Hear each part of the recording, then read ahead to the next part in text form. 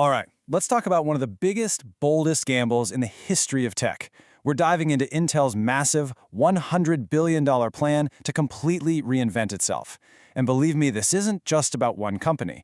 It's about the future of every single piece of tech you use every single day. Just take a second and look at that number. $100 billion. That's what Intel is planning to pour into building new chip factories. I mean, to put that into perspective, that's bigger than the entire economy of some countries. This is not a new product launch. This is a bet the entire company kind of move. So you gotta ask the big question, right? Why? Why would a company that basically owned the computer age for decades suddenly decide to make such a radical all-or-nothing pivot? Well, to understand the bet, you first have to understand the problem they were facing. So before Intel could even think about building its future, it had to take a long, hard look in the mirror and face some pretty tough truths about its present. You know, for most of our lives, that Intel Inside jingle meant you were getting the best. They were the dominant force, the undisputed leader, no question.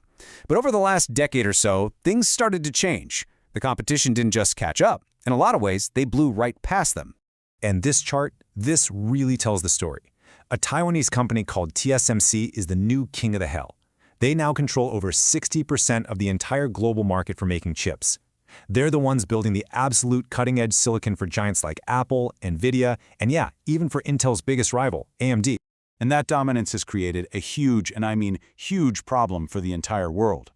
Think about it. Over 90% of the most advanced chips, the brains behind our phones, our cars, our AI data centers, our military, they're all made in one single, geopolitically sensitive spot. It puts the entire global supply chain on a knife's edge. It's what people call Taiwan's silicon shield. And on top of losing market share, Intel was also fighting a technology battle. And this comparison just lays it all out there.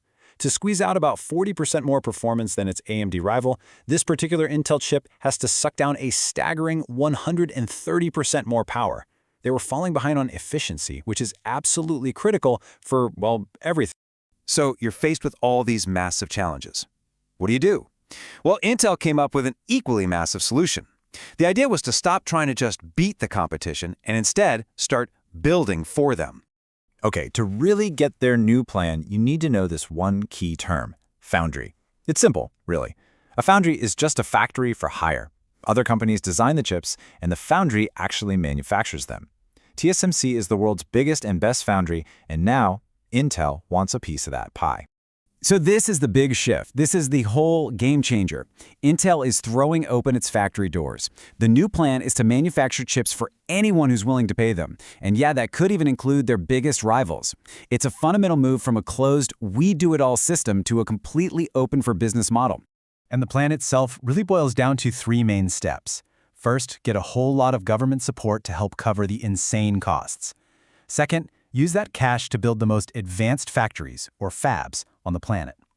And third, start winning contracts to build chips for other companies. Sounds simple, right? But it's incredibly difficult to pull off.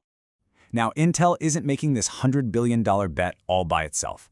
That first step, getting government money, came through in a really big way, thanks to a landmark piece of legislation.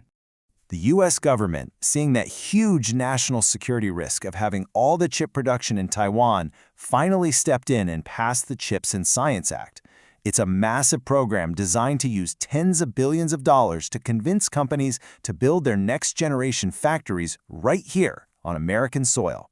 And this is where it gets really interesting. Intel was the biggest winner, no doubt, grabbing $8.5 billion. But look who else is on that list. The government is also giving billions to Intel's direct competitors, like TSMC and Samsung, to build their factories in the US too. So the goal isn't just to prop up Intel, it's to rebuild an entire American semiconductor ecosystem from the ground up.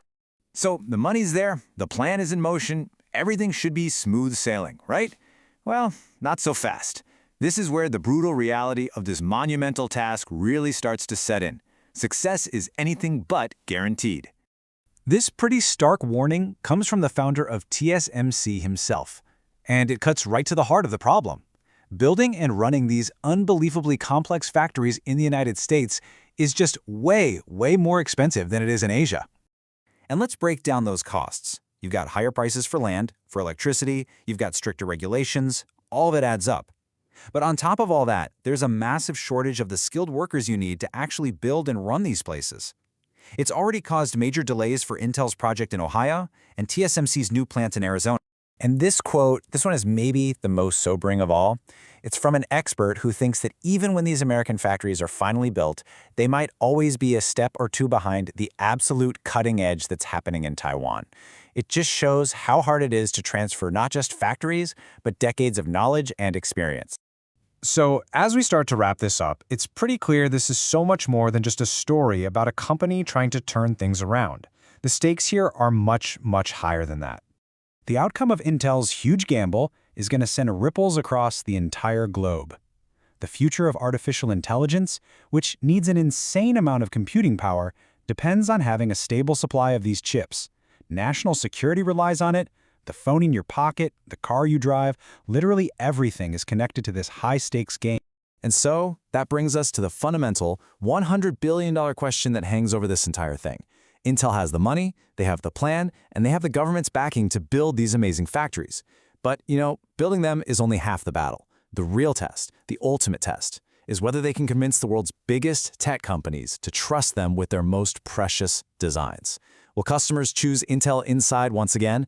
That's the question that's going to define the next decade of technology.